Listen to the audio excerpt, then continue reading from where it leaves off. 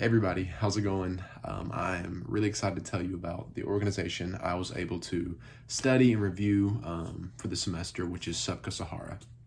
So let me tell you a little bit about who Sabka Sahara is, the church on Devon. Now, Sabka Sahara is a Hindi word which means everyone's hope, and this name is given because it's very much contextualized to the neighborhood that this church is in. But the church is actually a branch of Park Community, which is a larger church organization in Chicago. But this is located in the neighborhood of Little India. And the church itself is a multi-generational, very highly diverse church that's strategically placed within Little India, which is a dense population of refugees and immigrants from all different countries and cultures. And that kind of goes in hand with the church. The church is looking to bring Christ to these people. So first things first, we'll jump into the SWOT analysis I was able to do. And first thing I found was the strengths, very much so the strategic location of the church for what it wants to do, bringing Christ to different cultures. It's located the best place it could be, as well as the unity and the zeal of its congregation. Its members are very passionate about being there and what they do. Its weaknesses, I would say, are potentially stretching itself thin. Being a small church, it does try to do a little bit too much, I would say, out in the neighborhood and even within itself. And hand in hand with this is its very limited budget. It has a very small budget and very small amount goes to actual ministry. Some of the opportunities I would say is partnerships with local organizations, looking to partner up with more places to strengthen the cohesiveness of Christian organizations in the area, and as well as equipping members to do effective ministry. I think that doing some more equipping of people to do cross-cultural ministry would be very, very helpful.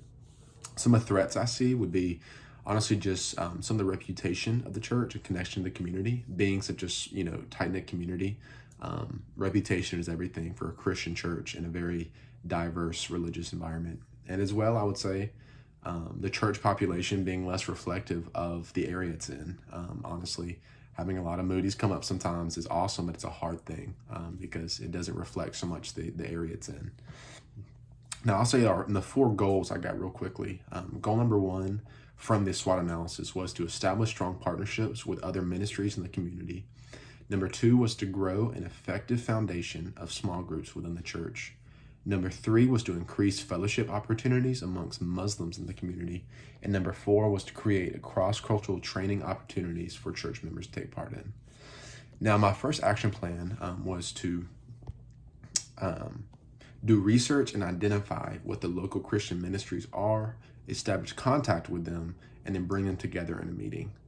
So this is, of course, a head start in creating partnerships. And some of the key resources I would need for that, of course, would be a church sanctuary for meeting, finances for catering a dinner to have everybody come in, and then a proposal to these people to give to them to establish a potential partnership with these organizations. Now, my second action plan was to identify potential leaders for small groups from the congregation, propose the idea to them, and then enroll them in a full read training curriculum. Now, of course, this would be a head start when it comes to creating small groups, but some of the resources needed for that would simply be a church sanctuary, again, for hosting the training, small group study curriculum, as well as finances for printing the curriculum and weekly lunch with training. So this would be giving the opportunity to those who'd want to take part in this training weekly. The third action plan would be to create a cross-cultural training curriculum among the locals and make it available to church members through a series of training sessions. Now, this would be a way of equipping the members through the help of local people. And some of the resources needed would be the church sanctuary for training, cross-cultural training curriculum created by us as well as locals, and then finances for printing the curriculum and providing note-taking materials for those present. Fourth action plan would be to fully launch weekly small groups among the church and see them executed well for at least 1 month to establish a good rhythm. This is pretty straightforward. Some of the resources needed would be small group leaders' homes for hosting, small group leadership material, and of course finances for a prep and prayer night to have with the small group leaders before it starts. Number five would be Following a meeting with local ministry leaders, we would establish solid partnerships with at least 3 of them that can benefit one another in ministry efforts in the community. Again, this is following up on establishing partnerships, and the resources needed would be the church sanctuary for meetings with them, MOU documentation, that's memoriam of understanding with them, and then of course finances for catering and creating these MOUs. And then this final action plan would be through the aid of cross-cultural training, empowering the local church to be active in reaching out to local Muslims and creating environments for fellowship to take place between them.